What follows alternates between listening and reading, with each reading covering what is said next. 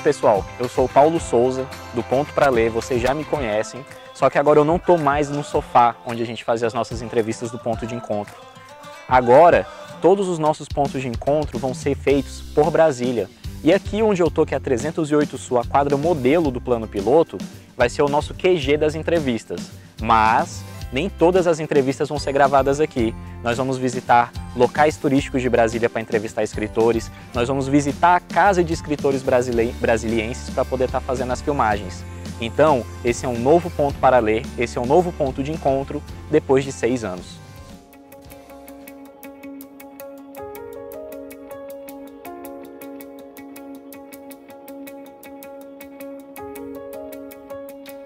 Agora aqui, para poder a gente estar conversando um pouco mais sobre Brasília, um pouco mais sobre como é viver numa cidade tão planejada e trabalhar numa cidade tão planejada, eu estou aqui com a dona Conceição Freitas, da banca da 308 Sul, uma banca que é ícone da gente aqui de Brasília, da nossa cultura local, e muito obrigado por você ter aceitado participar desse programa. Como é que a senhora está? Imagina, eu que agradeço. Eu estou bem, estou na 308, num dia de pouco sol e muita sombra, e muita flor e muito silêncio, que é bem típico da cidade, é bem típico da quadra, então tá tudo certo. Ai, que bom. E é legal porque você é jornalista, né? Uhum. Você trabalhava no Correio Brasiliense e 3 anos, 4 anos que você abriu a banca? 3 anos. 3 anos.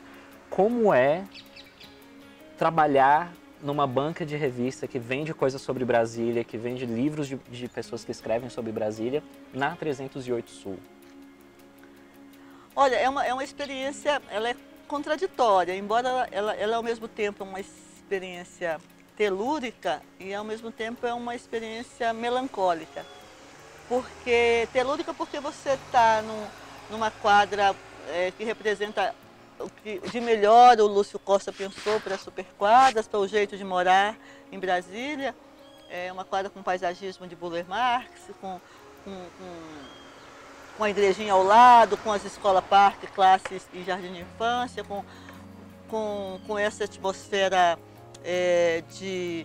democrática, de uma vivência coletiva, com um pilotismo onde as pessoas podem se encontrar, enfim, com tudo aquilo que poderia nos tornar mais comunitários, mais coletivos, mas não é o que acontece. É uma quadra vazia, as pessoas não andam a pé, as pessoas... eu tenho muito pouco contato, inclusive, com os moradores da quadra. Sério? É uma quadra... eu não sei se é exatamente só essa quadra, eu acho que não, eu acho que é um pouco como funcionam as coisas no plano piloto, mas, ou como funcionam as coisas nas cidades contemporâneas, né? A convivência comunitária, ela é pequena, ela é escassa. As pessoas não curtem, não se aproveitam, não usufruem de tudo isso, de toda essa beleza. Os moradores entram e saem de carro, um pouco escravizados pelo carro. Nossa, isso é uma pena, né? Porque é uma quadra tão bonita. A própria ideia do Lúcio Costa de você ter prédios que não sejam maiores do que as árvores, para você ter uma área verde para você poder usufruir. E ter essa vivência sua aqui trabalhando na 308, a gente fica meio assim, nossa, o lúdico não é tão real quanto a gente queria que fosse. Exatamente. Eu acho que é isso que tem que ficar claro, para a gente não criar uma ideia ilusória da 308 e de todas as quadras do plano piloto, porque há uma ausência de gente debaixo do prédio, debaixo do bloco, há uma ausência de convivência. As crianças... Essa quadra é uma quadra antiga, né? Portanto, é uma quadra de moradores mais velhos, o que, de certo modo, explica também esse vazio. A falta de criança correndo. A falta de criança correndo, a falta de adolescente. Os adolescentes que passam por aqui e namoram aqui no Bloco A são adolescentes de escolas nas proximidades, escolas públicas que descem para o metrô e no caminho param aqui. Então, isso dá um pouquinho de alegria. Ou os garis, ou os prestadores de serviço, são eles que trazem vida. Ou os visitantes, porque aqui tem muita visita de arquiteto, turista. É uma quadra muito visitada, muito. Mas é uma quadra que você não vê vida interna. A vida mesmo do morador, né? Você vê a vida externa chegando. Exatamente. A vida vem de fora. É por isso, eu não sei se a quadra foi feita para um modo de vida que não existe ou as pessoas que estão aqui não se adequam àquilo que elas têm, não aproveitam do presente, né? não compreenderam e não aproveitam do presente que é morar numa superquadra. Nossa, e aproveitar também para falar essa questão de moradores de Brasília, você é colunista do Metrópolis, 3 vezes por semana, né? Já fazendo aqui para o pessoal poder te ler também. Obrigada. E teve um texto que você escreveu que eu achei muito legal, que casa bem com essa conversa que a gente está tendo, que você falou a diferença entre candango, pioneiro e brasiliense. Você podia dar só falar a diferença de cada um, que eu acho que isso é interessante para as pessoas que acompanham o nosso canal, para eles verem que a gente tem muito essa questão ainda de falar, não, eu sou brasiliense, não, eu sou candango. Olha, na verdade essa é uma definição de cada um, né? Acho que porque não é uma coisa estabelecida em lei, por exemplo. Mas você encontra nos dicionários alguma coisa, mas por tudo que já vi, já ouvi, já conversei em Brasília, nesses mais de 30 anos que moro aqui, há um certo consenso de que pioneiro é aquele cara que veio antes da inauguração, antes de 60 ou nos primeiros anos dos anos 60, para ajudar na construção de algum modo. Em geral, o pioneiro é aquele que se estabeleceu e foi bem sucedido. O empresário, o engenheiro, o arquiteto, em geral é tratado e conhecido como pioneiro. O candango já constituído, essa é uma definição que os dicionários já estabeleceram, é o trabalhador braçal que veio participar da construção da cidade. O peão de obra, o pedreiro, o mestre de obra. Então já tem aquela diferença, né? Tipo, o pioneiro é mais elitizado e o candango é mais braçal. É uma diferença de classe. Só que tem muita gente que faz questão de ser candango, embora, sei lá, seja arquiteto, engenheiro, entendeu? Aí é por aderir, pessoais, né? Não, eu não sou pioneiro, eu sou candango, eu trabalhei, eu ralei, eu sujei minhas unhas, eu me sujei de terra. É uma coisa afetiva, de compromisso mesmo com a história da cidade. E o brasiliense já é aquele nascido aqui, e que está no registro de nascimento brasiliense e tal, né? Não importa se você nasceu na Ceilândia, se você nasceu no Guará, todo mundo é brasiliense, né? Esse é o brasiliense, e aquele que, como eu, por adoção, me sinto também um pouco brasiliense, embora esteja aqui só há 30 e poucos anos, e a cidade tem 60. Eu me vejo, sou brasiliense, mas eu acho tão bonito o termo candango, que assim, enquanto as pessoas de fora, amigos, me perguntam, você é o que? Eu sou candango. Por mais que eu não trabalhei, eu acho que hoje eu trabalho para levantar uma Brasília melhor. Então eu me ponho nessa figura de não, eu sou candango. E essa coisa de você se achar candango e gostar disso é recente, o que é um barato, porque é muito bom, ou seja, o brasiliense nascido, ele quer mais compromisso com a cidade do que o ser brasiliense só, né? O seu compromisso é com o crescimento da cidade, com a melhoria da cidade, né? Com a cidade, isso é lindo. E que é, talvez, da sua geração. Quando eu cheguei aqui, candango ainda era aquela coisa do trabalhador braçal, que merece nossas honrarias absolutas. Porque eles que fizeram Brasília. Morreram por Brasília, né? Assim, muitos morreram para que essa cidade, morreram trabalhando para que essa cidade surgisse. Então, a gente deve honras ao candango. E você se sentir candango é maravilhoso. Eu me sinto assim. Mas, cara, Conceição, muito obrigado. De nada. A gente vai ter que dar infelizmente, ter que parar a nossa conversa aqui, que tá ótima, porque eu vou ter que me encontrar agora com o José Almeida Júnior, ali no Espelho d'Água. Que delícia! Que a gente vai falar um pouquinho sobre ele, sobre como ele se vê escritor em Brasília.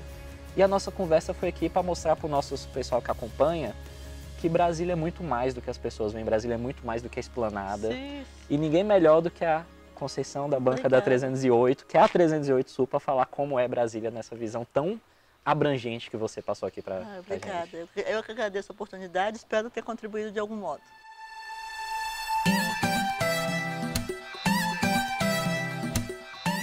E para vocês já irem conhecendo um pouco mais de qual vai ser o nosso QG das entrevistas de literatura, eu preciso falar que a 308 Sul ela foi composta pela triade da arquitetura brasileira, que foi planejada pelo Lúcio Costa, o paisagismo é do Buller Marx e todos os prédios são assinados pelo Oscar Niemeyer.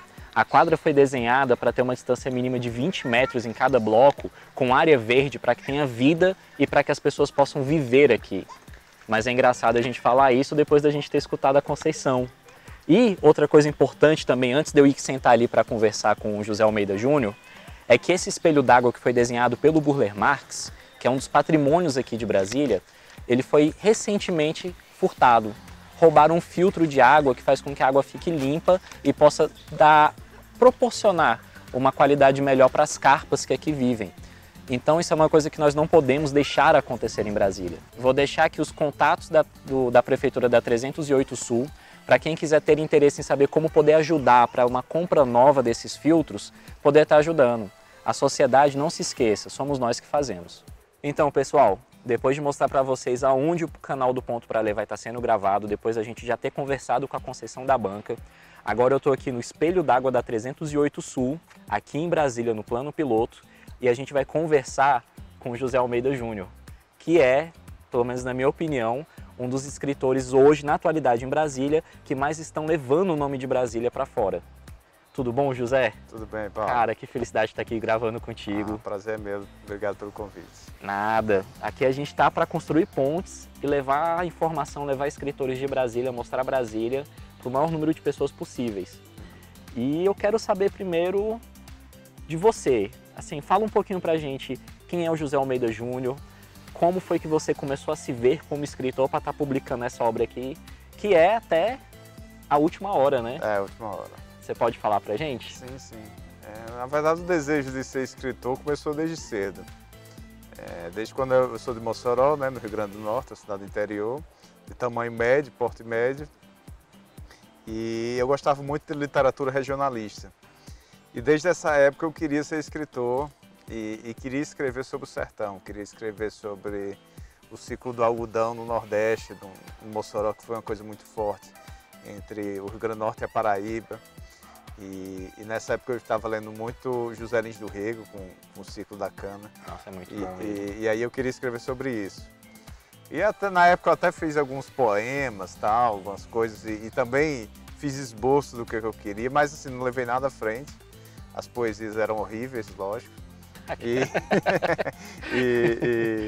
E até hoje a poesia é uma coisa assim que eu não me arrisco, não tenho. Eu compartilho esse sentimento, pois eu também fico meio assim, arredio. Até mesmo na minha prosa, ela é uma prosa muito seca, uma prosa muito no estilo de Graciliano Ramos, tem poucos adjetivos, pouco lirismo, assim. É sempre uma coisa assim mais cortante, mais seca, então assim, a poesia é uma coisa que está... Eu gosto de ler, mas não está muito presente na minha obra. E como é que foi você se enxergar, assim, falar, não, eu quero ser um escritor de romance histórico, que é um romance igual esse daqui que retrata o Getúlio Vargas vivendo no Brasil, mas conta uma história, uma parte da história do país, junto com um período ficcional, uma coisa ficcional, né? Como é que você se enxergou, assim, falando, não, é isso que eu quero escrever? Literatura e história são duas áreas que eu gosto muito, que eu tenho muita proximidade. E eu ainda me lembro as primeiras sensações dos livros que eu comecei, quando eu comecei a ler romance histórico.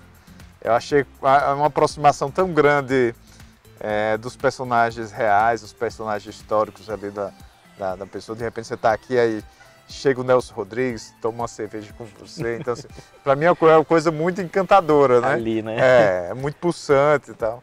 É a história acontecendo ali, né? E eu acho muito importante retratar a história através da ficção, né? Porque a literatura consegue alcançar uma coisa que a história oficial não consegue alcançar, né? Que é a vida das pessoas comuns, né?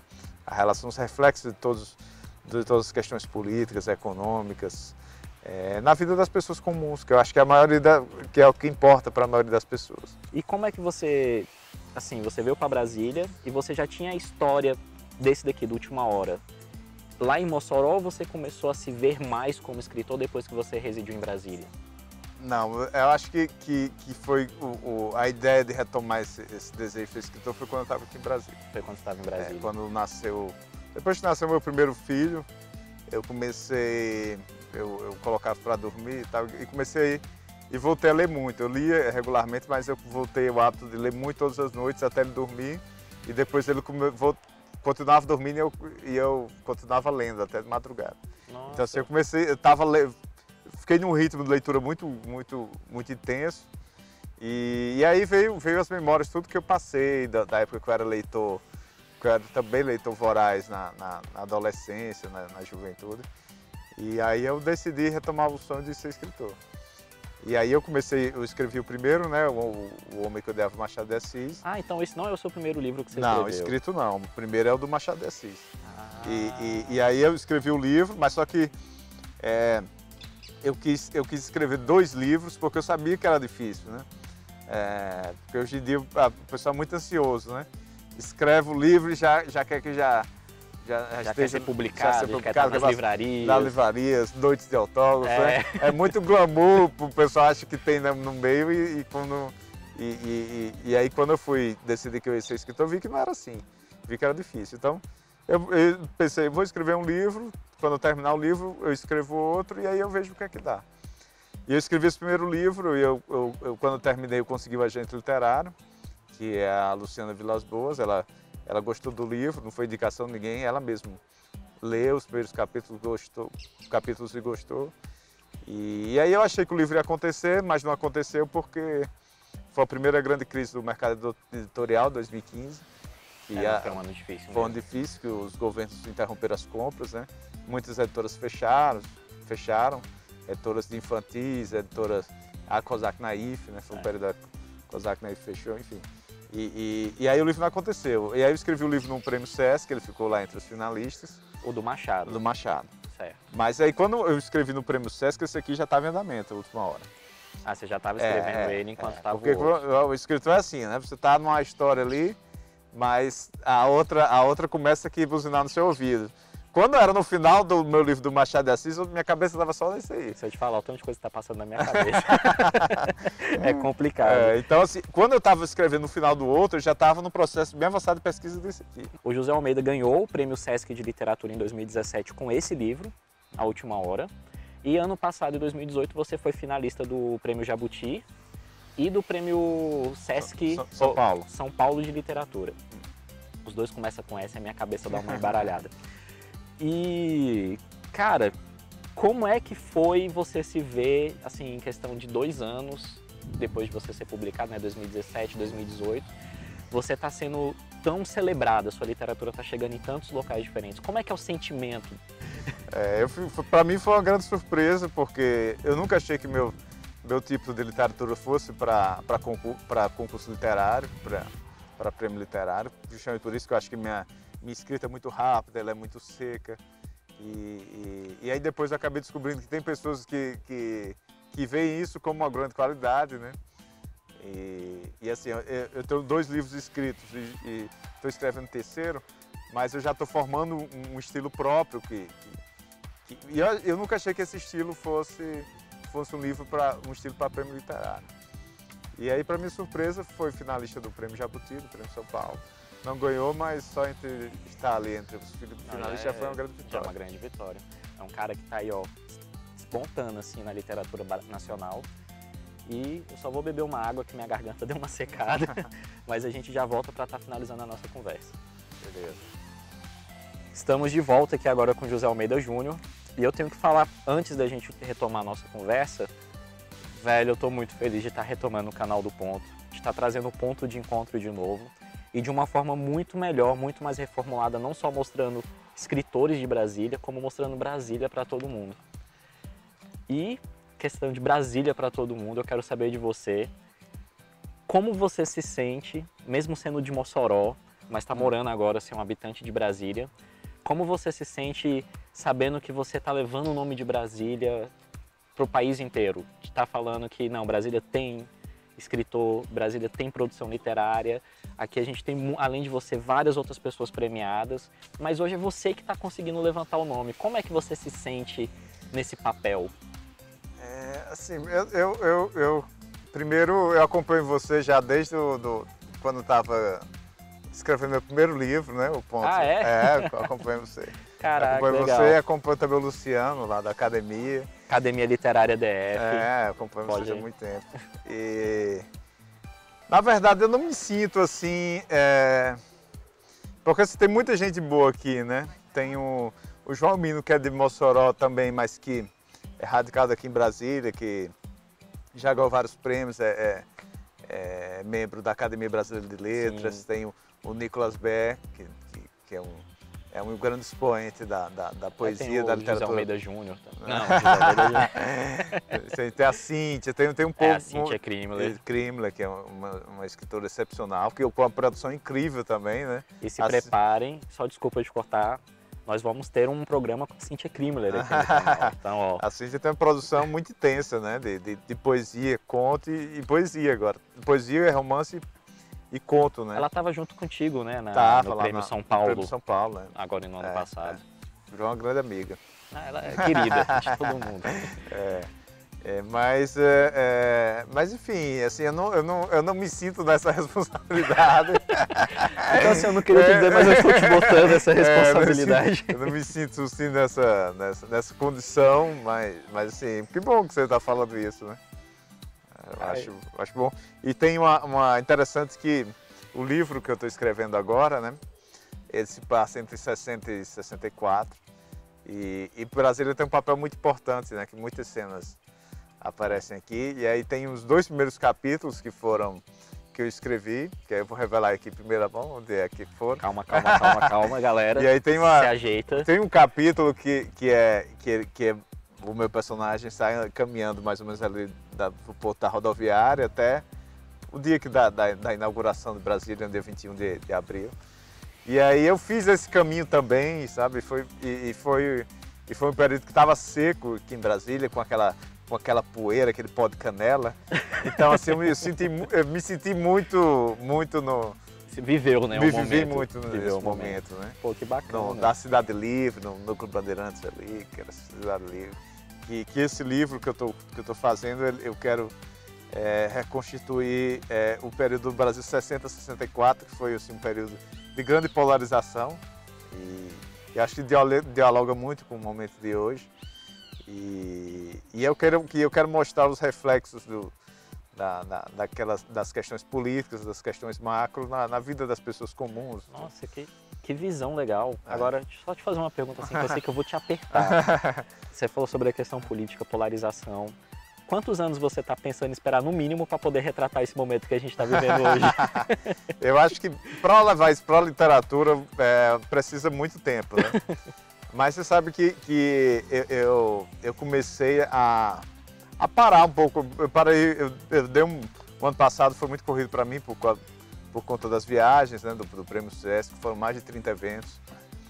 E aí eu parei muito assim para refletir sobre o momento atual, sabe? E aí eu acho que essas reflexões não estão prontas para ser colocadas na literatura. Legal. Mas eu acho que isso aí vai ser uma preparação para o futuro, né? Eu me considero um escritor em formação, né? Então eu acho que sim, viver esse momento para mim vai ser muito importante para o que eu quero escrever construir no futuro. Eu posso fazer mais uma perguntinha de curiosidade do livro? Eu li e eu vi que você usa o termo baseado em alguns trechos, né? Vai formar um baseado. Tem, né? A palavra baseado mesmo. Eu fiquei na dúvida, esse termo era usado na época do Getúlio? Sim. Porque para mim é uma coisa tão... Eu pesquisei. Você pesquisou? Era realmente usado? Era um termo usado em colunas policiais. De baseado e tal. Agora, a maconha na época era uma coisa muito marginal, uma coisa de porto, muito ligada à prostituição. Então, assim, essa glamorização da droga vai começar mais nos anos 60, 70. Pô, que bacana. Principalmente da maconha, né? De chegar ali na classe média. Mas assim, eu quis trazer Mas já era usado. Já era usado mesmo.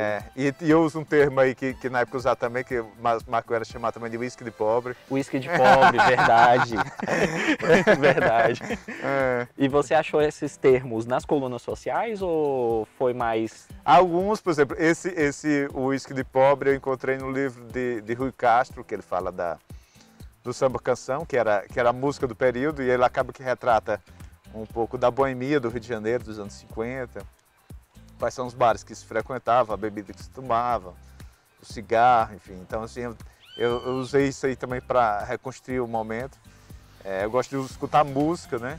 Ontem mesmo, muita coisa também, né? Ontem mesmo eu estava escrevendo sobre a passagem Eu tô só contando meu livro novo aqui. Fala, né? Fala. Era o momento em que o avião pousava de Jânio de Quadros e o pessoal recebia.